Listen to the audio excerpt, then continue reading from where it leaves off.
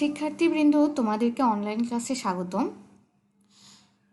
আজকে তোমাদের বীমা ও ঝুঁকি ব্যবস্থাপনা বিষয়ে প্রথম চ্যাপ্টার নিয়ে আলোচনা করব।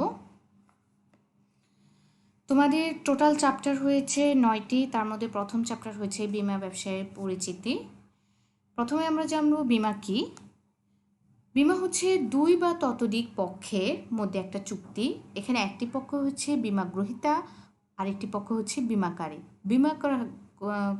গ্রহীতা হচ্ছে যিনি বীমাপত্র গ্রহণ করবেন, আর বীমাকারী একটা প্রতিষ্ঠান, বীমাকারী প্রতিষ্ঠান।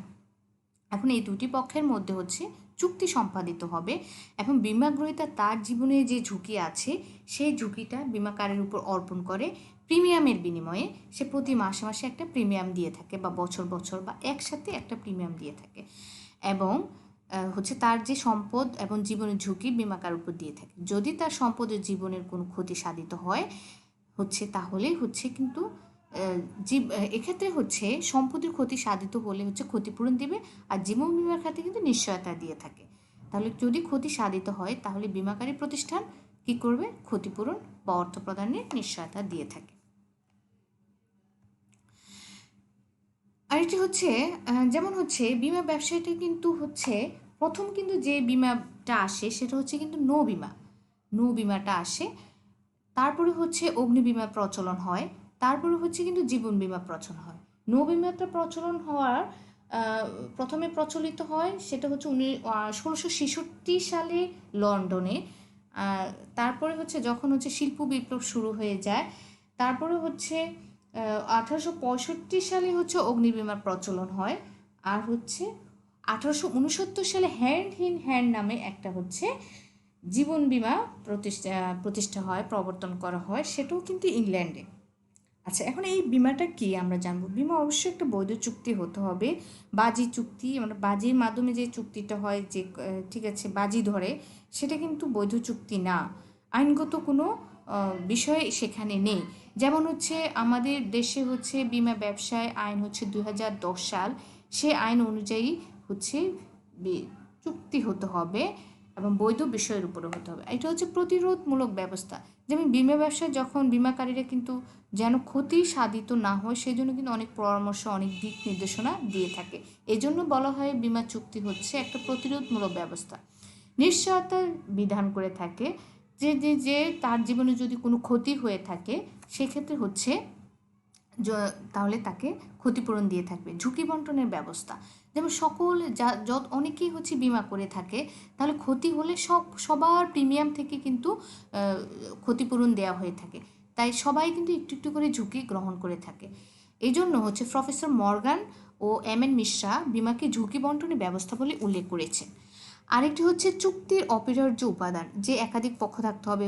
বীমা গ্রহীতা প্রস্তাব করবে, বীমাকারী স্বীকৃতি দিবে, দুইটি পক্ষে সম্মতি থাকতে হবে, যোগ্যতা থাকতে হবে। যেমন তারা বাংলাদেশের নাগরিক হতে হবে, তাদের 18 বছর হতে হবে, উম্মাদ, পাগল বা দেউলিয়া, বা তারা বীমা চুক্তি করতে পারবে না। যে যোগ্যতাগুলি চুক্তি করতে লাগে সেগুলিও কিন্তু এখানে বলবৎ থাকবে। বৈধ প্রতিদান, যে বিষয়ের উপর বীমা করবে সেটা বৈধ প্রতিদান থাকতে হবে। আর প্রিমিয়ামের সংখ্যা, পরিমাণ। ঝুঁকি প্রতিরক্ষা বিধান, যে ঝুঁকিটা হয়ে থাকে সেটা প্রতিরক্ষা বিধান। আর ঝুঁকির অংশীদারিত্ব গ্রহণ, সবাই মিলে বীমা গ্রহীতা, বীমাকারী এবং অন্যান্য বীমা গ্রহীতা সবাই কিন্তু ঝুঁকির অংশীদারিত্ব গ্রহণ করে থাকে। আরেকটা আর্থিক স্বার্থ রক্ষা। বীমাকারী কি করে? বীমা গ্রহীতা এই যে চুক্তিপত্র গ্রহণ হয় তার আর্থিক স্বার্থ রক্ষা হয়, ঝুঁকি মূল্যায়ন করা হয়। বীমাকারী কিন্তু ঝুঁকিটা মূল্যায়ন করে থাকে যে বীমাপত্রটি গ্রহণ করা যাবে কি যাবে না। দাবি পরিশোধ, এটাও কিন্তু বীমাকারী কিন্তু এই দাবিটা পরিশোধ করে থাকে, নগদে পরিশোধ করে থাকে, চেকে পরিশোধ করে থাকে। আবার কতটুকু পরিশোধ করবে সেটাও সে মূল্যায়ন করে। বীমা কোনো দাতব্য বিষয় নয়, এটা কোনো দাতব্য বিষয় নয়, এটা আসলে একটা ব্যবসায় প্রতিষ্ঠান, বীমা ব্যবসায় প্রতিষ্ঠান। এই প্রিমিয়াম যে দিয়ে থাকে, এই প্রিমিয়ামের মাধ্যমে কিন্তু সে মুনাফা অর্জন করে। বীমাযোগ্য স্বার্থ, যেমন হচ্ছে বিমার বিষয়বস্তুতে বিমাযোগ্য স্বার্থ থাকতে হবে, এই জন্য থাকতে হবে যেমন অন্যের বিষয়ে কিন্তু বিমা করা যাবে না, কারণ অন্যের বিষয়ে ক্ষতি হলে তো তার কোনো আসে যায় না, তার কোনো আর্থিক ক্ষতিগ্রস্ত হবে না। যেমন জীবন বিমার ক্ষেত্রে হচ্ছে স্বামী স্ত্রীর উপরে, স্ত্রীর স্বামীর উপর, কারণ একজনের অনুপস্থিতিতে আরেকজনই কিন্তু ক্ষতিগ্রস্ত হবে। এবং হচ্ছে অগ্নি বিমার ক্ষেত্রে সম্পদের, তার ব্যক্তি সম্পদের উপরে বিমা করতে হবে, যেখানে তার লাভালাভের বিষয় বা ক্ষতিগ্রস্ত হলে সে ক্ষতিগ্রস্ত হবে। লিখিত চুক্তি হতে হবে, নির্দিষ্টতার প্রতি গুরুত্ব আরোপ, একটা নির্দিষ্ট বিষয়ের উপরে কিন্তু বিমা করতে হবে। স্থলাভিষিক্ততা, স্থলাভিষিক্ততা হচ্ছে এমন, যেমন হচ্ছে জাহাজ ডুবে যায়, জাহাজ ডুবে গেলে কিন্তু বিমাকারী প্রতিষ্ঠান হচ্ছে ক্ষতিপূরণ দিয়ে থাকে। এক্ষেত্রে যদি পরবর্তীতে জাহাজটা তোলা হয় তখন সম্পদের মালিকানা কিন্তু বিমাকারীর উপরে চলে যায়। এটা এক প্রকার মালিকানা হস্তান্তর প্রক্রিয়া, বিমা গ্রহীতা থেকে বিমাকারীর নিকটে চলে আসে। আরেকটা হচ্ছে এর মাধ্যমে কিন্তু আসলে মানব কল্যাণ হচ্ছে, কারণ ঝুঁকিটা হচ্ছে বিমাকারী হচ্ছে নিচ্ছে, আর বিমা ব্যবসা প্রতিষ্ঠানগুলি ব্যক্তি নিশ্চিন্তে মনে কিন্তু কাজ করতে পারছে। আমরা এখন জানবো হচ্ছে বিমার প্রকারভেদ। বিমার উৎপত্তি এবং বিকাশের ক্রমানুসারে যেসব বিমার উৎপত্তি হয়েছে, প্রথমে আমি তোমাদেরকে বলেছি যে নৌ বিমার উৎপত্তি হয়েছে, সেটা হয়েছে হচ্ছে নৌ বিমার উৎপত্তি। এরপরে হচ্ছে অগ্নিবিমা, অগ্নিবিমার উৎপত্তিটা হয়েছে 1666 সালে লন্ডন, এবং হচ্ছে 1861 সালে টালি এস্টেটের ভয়াবহ অগ্নিকাণ্ডের ফলে, তারপরে হচ্ছে 1865 সালে হচ্ছে অগ্নিবিমার প্রচলন ঘটে। তারপরে 1869 সালে হ্যান্ড ইন হ্যান্ড নামক একটা বিমা প্রতিষ্ঠা হয়, সেটাও কিন্তু ইংল্যান্ডে হয়। এরপর হচ্ছে দুর্ঘটনা বিমা, স্বাস্থ্য বিমা, অন্যান্য সামাজিক বিমা। এটা হচ্ছে বিমার উৎপত্তি বা বিকাশের ক্রমানুসারে। আরেকটা হচ্ছে ব্যবসায়িক দিক বিবেচনা বিমাকে তিন ভাগ, একটা হচ্ছে জীবন বিমা, সাধারণ বিমা, আরেকটা হচ্ছে সামাজিক বিমা। জীবন বিমা হচ্ছে মানুষের জীবনের উপর করা, সাধারণ বিমা সম্পদ বিমাগুলো যেটা হয়ে থাকে, বিভিন্ন সম্পদ বিমা। সাধারণ বিমা ক্ষতিপূরণের চুক্তি, এখানে ক্ষতি হলে ক্ষতি সাধিত হবে, এটাও ক্ষতিপূরণের চুক্তি, ক্ষতি হলে ক্ষতি সাধিত হবে। এখানে আরেকটু কিছু আছে, বয়স্ক পেনশন বিমা, এগুলো কিন্তু সামাজিক বিমার অন্তর্ভুক্ত। প্রথমে এককালীন কিছু টাকা জমা দিয়ে থাকে, পরবর্তীতে হচ্ছে আস্তে আস্তে বৃদ্ধ বয়সে সে টাকা পেয়ে থাকে। ঝুঁকির দিক বিবেচনা করে এম মিশ্রা তার রচিত insurance and principal and practice গ্রন্থে বিমাকে যেভাবে বিভক্ত করেছেন, যেমন হচ্ছে বিমা, এখানে ব্যক্তিগত বিমা তিনি উল্লেখ করেছেন, জীবন বিমা, ব্যক্তিগত দুর্ঘটনা বিমা, স্বাস্থ্য বিমা, সম্পত্তি বিমা যে ক্ষতিপূরণ দেওয়া হয়ে থাকে, নৌ বিমা, অগ্নি বিমা, যানবাহন, শস্য বিমা, গবাদি পশু বিমা, কলকবজা বিমা, চৌর্য বিমা।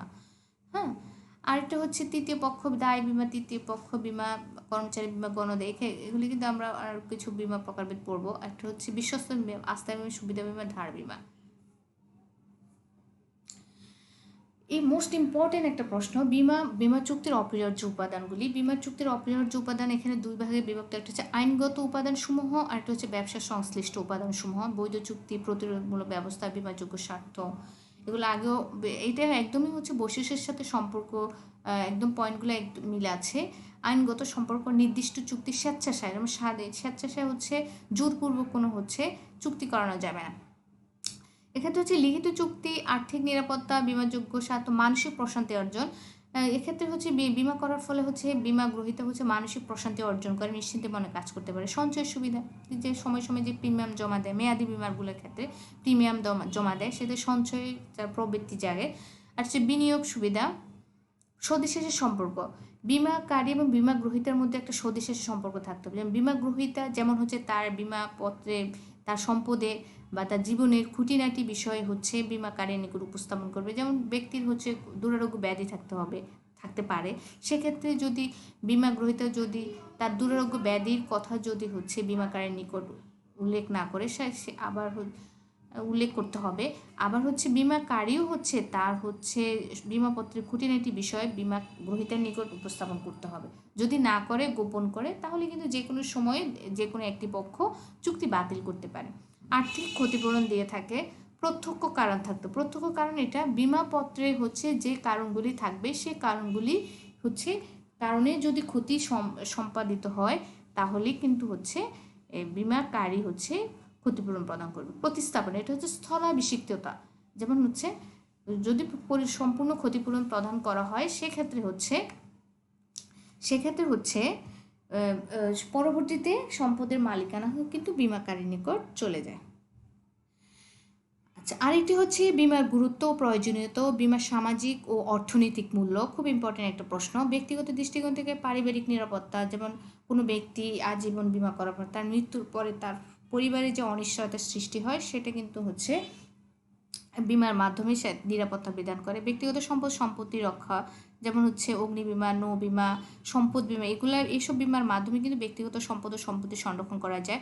সঞ্চয় সৃষ্টি, ঝুঁকি বন্টন, ঝুঁকিটা নিজে সম্পূর্ণ ঝুঁকি গ্রহণ না করে অন্য বিমাকারীর নিকট কিছুটা বন্টন করা হয়।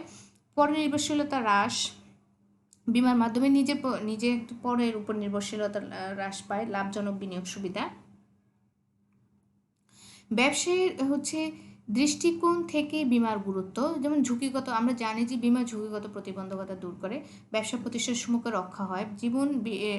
বিমা প্রতিষ্ঠানের আবির্ভাবের কারণে হচ্ছে ব্যবসা প্রতিষ্ঠানগুলি রক্ষা পাচ্ছে, কারণ তারা ক্ষতিপূরণ দিচ্ছে। ব্যবসায়িক কল্যাণ সাধিত হচ্ছে।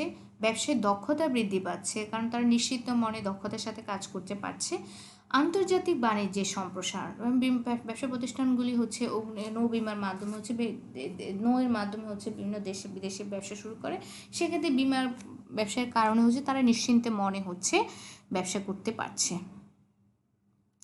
অর্থনীতির দৃষ্টিকোণ থেকে বিমার গুরুত্ব, অর্থনৈতিক ক্ষতিপূরণ, সঞ্চয় বৃদ্ধি, পুঁজি গঠন ও বিনিয়োগ, জাতীয় সম্পদ সুরক্ষা, শিল্পায়ন হচ্ছে।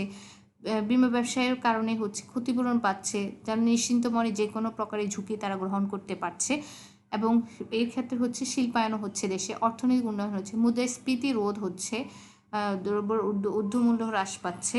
আচ্ছা, কর্মসংস্থানের সুযোগ, অদৃশ্য রপ্তানি আয় বৃদ্ধি পাচ্ছে। সামাজিক উন্নয়ন, সামাজিক স্বস্তি, আরটা হচ্ছে মাথাপিছু ও জাতীয় আয় বৃদ্ধি। বিমা হলো ঝুঁকি বন্টন ব্যবস্থা। আমরা আগে বললাম বিমা হলো ঝুঁকি বন্টনের ব্যবস্থা। এক্ষেত্রে দেখো, insurance is a cooperative device to split the loss cost by a particular risk over a number of percent. M N Mishra. আলো চুক্তি থেকে বলা যায় যে বিমা হলো ঝুঁকি, যেমন হচ্ছে অনেকেই কিন্তু হচ্ছে বিমাপত্র গ্রহণ করে থাকে। এক্ষেত্রে হচ্ছে সবার কিন্তু একসাথে ক্ষতি সম্পাদিত হয় না। সেক্ষেত্রে কারো যদি ক্ষতি সম্পাদিত হয় তাহলে হচ্ছে সে সকলের প্রিমিয়াম থেকে তাকে কিন্তু ক্ষতিপূরণ দিচ্ছে, তাহলে সকলের মধ্যে কিন্তু বন্টন হচ্ছে। এই জন্য যে শ্রেণীর মানব সম্পদের বিমা করা হয় তার যে কোনো একজন বা একটির ক্ষতি হলে সবার কাছে প্রাপ্ত সেরামের অর্থ দিয়ে তার দাবি পূরণ করা, তার মানে সবাই কিন্তু ঝুঁকিটা গ্রহণ করছে। বিমার নীতিমালা, বিমার কিছু নীতিমালা, এই যে এখানে আমি স্টার চিহ্ন দিয়ে রেখেছি, এগুলো কিন্তু ইম্পর্টেন্ট, এই টপিকগুলো কিন্তু ইম্পর্টেন্ট, এগুলো তুমি বিস্তারিত তোমাদের পড়তে হবে। ক্ষতিপূরণের নীতি, বিমা হচ্ছে আমরা জানি যে জীবন বিমা ছাড়া যে অন্য বিমাগুলি আছে সেগুলি কিন্তু ক্ষতিপূরণের চুক্তি, ক্ষতি হলে ক্ষতিপূরণ দেবে, আর ক্ষতি না হলে সম্পূর্ণই কিন্তু বিমাকারীর লাভ। বিমাযোগ্য স্বার্থের নীতি, বিমাযোগ্য স্বার্থ থাকতে হবে, কারণ যে বিষয়বস্তুতে বিমা করা হবে সেই বিষয়বস্তুর ক্ষতিতে বা লাভে বিমা যে বিমা গ্রহীতা তার হচ্ছে ক্ষতিগ্রস্ত হলে বিমা গ্রহীতা ক্ষতিগ্রস্ত হবে। তার মানে হচ্ছে যে সম্পদ বিমা করা হবে সেই সম্পদে তার আর্থিক ক্ষতির বিষয়টি থাকতে হবে বা আর্থিক লাভালাভের বিষয় থাকতে হবে, সেটা হচ্ছে বিমাযোগ্য স্বার্থ। চূড়ান্ত সদিশ্বাসের নীতি হচ্ছে এক পক্ষ আরেক পক্ষের নির্মিত বিমার বিষয়বস্তু সম্পূর্ণ খুঁটিনাটি সকল কিছু জানাতে হবে। স্থলাভিষিক্ততার নীতি, নিকটতম কারণ নীতি, প্রত্যক্ষ কারণ নীতি, বিমাতে যে কারণগুলি থাকে সেগুলি প্রত্যক্ষ কারণে যদি কোনো ক্ষতি সংঘটিত হয় তাহলে কিন্তু হচ্ছে বিমাকারী ক্ষতিপূরণ দিতে হবে। অংশগ্রহণের নীতি, পলিসি গ্রহণের নীতি, সম্ভাব্যতার নীতি, যে বিমা প্রতিটি গ্রহণ করা যাবে কি যাবে না, আর সামর্থ্য অনুযায়ী ঝুঁকি গ্রহণের নীতি, যে কতটুকু ঝুঁকি গ্রহণ করতে পারবে, দ্রুত সারাদানের নীতি। বিমা চুক্তি, ক্ষতিপূরণের চুক্তি ব্যাখ্যা করো। আমরা জানি যে বিমা চুক্তি, ক্ষতিপূরণের চুক্তি, জীবন বিমা ছাড়া অন্যান্য সকল চুক্তিকে ক্ষতিপূরণের চুক্তি বলা হয়। এক্ষেত্রে ক্ষতি হলে ক্ষতিপূরণ দেওয়া হয়, আর যদি ক্ষতি না হয় তাহলে ক্ষতি হবে সেই পরিমাণ ক্ষতিপূরণ, যতটুকু ক্ষতি হবে ততটুকুই কিন্তু ক্ষতিপূরণ দেওয়া হবে। ক্ষতিপূরণ নীতি প্রয়োগের শর্তাবলী কি কি? ক্ষতিপূরণ নীতি কার্যকর করতে হলে ক্ষতিপূরণ তথা বিমা দাবি পূরণের জন্য যে শর্তসমূহ পালন করতে হবে, যেমন প্রাথমিক তথ্য প্রদান করতে হবে, প্রমাণ উপস্থাপন যে তার ক্ষতি হয়েছে, ক্ষতিপূরণের পরিমাণ, ক্ষতি যতটুকু হয়েছে, অতিরিক্ত অর্থ ফেরত, যদি কোনো ক্ষতি যতটুকু হয়েছে তার থেকে বেশি অর্থ গ্রহণ করে তাহলে হচ্ছে অতিরিক্ত অর্থগ্রহণ সেটা ফেরত দিতে হবে। তৃতীয় পক্ষ কর্তৃক অর্থপ্রাপ্তির অধিকার, তৃতীয় পক্ষ প্রদত্ত অর্থপ্রাপ্তি যদি হয়ে থাকে তাহলে সেটাও কিন্তু বীমা প্রতিষ্ঠানকে জানাতে হবে। সামগ্রিক ক্ষতির ক্ষেত্রে দাবি পরিত্যাগের ঘোষণা, কারণ যে বিষয়বস্তু সে যদি ক্ষতি সামগ্রিক নিয়ে থাকে, সামগ্রিক ক্ষতি নিয়ে থাকে, তাহলে ও তার যে যদি কোনো সম্পদ অবশিষ্ট থাকে সেটার কিন্তু দাবি পরিত্যাগ করতে হবে। কী কী পদ্ধতিতে ক্ষতিপূরণ প্রদান করে থাকে? নগদ প্রদান, প্রতিকার, আর হচ্ছে প্রতিকার তাকে প্রতিস্থাপন, পুনঃপ্রতিষ্ঠা করিয়ে দিতে পারে। বিমাযোগ্য স্বার্থ কি বিমা স্বার্থের অপরিহার্য উপাদান আলোচনা। আচ্ছা, বিমাযোগ্য স্বার্থ আমরা জানি যে বিমা স্বার্থ একটি যে বিষয়বস্তুতে বিমা করা হবে সেই বিষয়বস্তুতে বিমাগ্রহীতার স্বার্থ থাকতে হবে, সেটাই কিন্তু বিমাযোগ্য স্বার্থ। এমএন মিশ্রা বিমাযোগ্য স্বার্থে চারটি অত্যাবশ্যকীয় উপাদান উল্লেখ করেছেন। একটা হচ্ছে বিষয়বস্তুর অস্তিত্ব, আর্থিক সম্পর্ক, আইনসম্মত সম্পর্ক থাকতে হবে। আরেকটি হচ্ছে বিষয়বস্তু থাকতে হবে, আর হচ্ছে আর্থিক লাভ ক্ষতি থাকতে হবে, যে ওই বিষয়বস্তু তার আর্থিক লাভ হতে পারে বা ক্ষতি হতে পারে। বিমা চুক্তিকে চরম বিশ্বাসের চুক্তি বলা হয় কেন? কী কী কারণে কেন বলা হয়? এটা একটা প্রশ্ন, ইম্পর্টেন্ট, পড়ে নেবা তোমরা। আর এটা হচ্ছে কী কী কারণে চূড়ান্ত সদিশেষের নীতি লঙ্ঘিত হতে পারে? অপ্রকাশিত কোনো তথ্য যদি না থাকে তাহলে কিন্তু চুক্তিটা বাতিল হয়ে যেতে পারে। গোপন করা, নির্দোষ অপপ্রচার করা, যে জানে না, প্রতারণার উদ্দেশ্যে অপপ্রচার করা। আচ্ছা, কারা বিমাযোগ্য স্বার্থ সংরক্ষণ করে? একটা হচ্ছে স্বত্বাধিকারী, আংশিক স্বত্বাধিকারী, মালিক। স্বত্বাধিকারী হচ্ছে মালিক, আংশিক মালিক, বন্ধকদাতা, বন্ধকগ্রহীতা, আমানতকারী, বহনকারী, প্রশাসক, নির্বাহী, ওসিগণ, তারা হচ্ছে বিমাযোগ্য স্বার্থ। তাদেরও লাভালাভের বিষয় থাকে।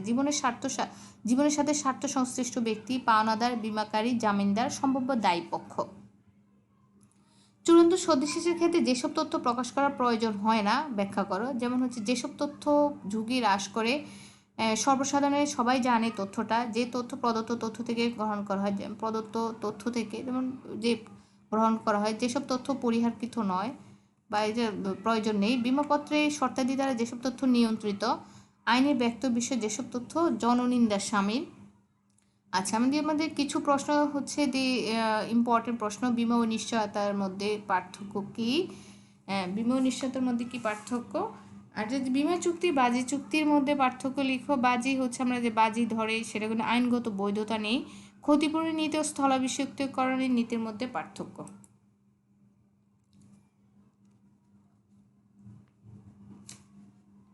আচ্ছা, এখানে হচ্ছে তোমাদের আমি বলছি যে হচ্ছে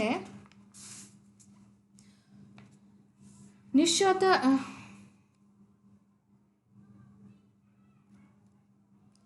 টপিক আছে বিমা। আমরা তো জানি বিমা হচ্ছে বিমাকারী ও বিমা গ্রহীতার মধ্যে একটা চুক্তি।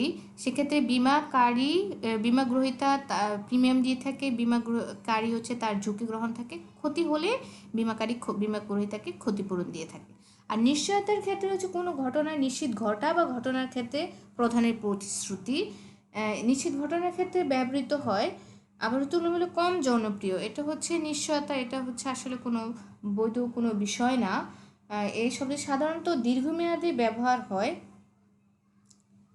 আচ্ছা, নিশ্চয়তাটা হচ্ছে জীবন বিমার শুরু থেকে এই শব্দের উৎপত্তি হয়েছে। আচ্ছা, এখন জীবন বিমার ক্ষেত্রে কিন্তু এই নিশ্চয়তার বিষয়টা এসেছে। আর এটা হচ্ছে কিন্তু দীর্ঘ সময়ে কিন্তু ব্যবহার হয়, বিমা কিন্তু স্বল্প সময় ব্যবহার হয়ে থাকে। এই টপিকটাও তোমরা পড়ে নেবে। কোনো বিষয় ঘটনা ঘটা বা না ঘটার ক্ষেত্রে হচ্ছে নিশ্চয়তা প্রদান করা হয়ে থাকে। তোমাদেরকে সকলকে ধন্যবাদ। আশা করি পরবর্তী ক্লাসে তোমাদের সাথে অবশ্যই ক্লাসেই হয়তো দেখা হতে পারে, সে প্রার্থনা করি যে তোমাদের সাথে যেন ক্লাসেই দেখা হয়। ক্লাসরুমে ক্লাস নেওয়াটার মজাটাই আলাদা।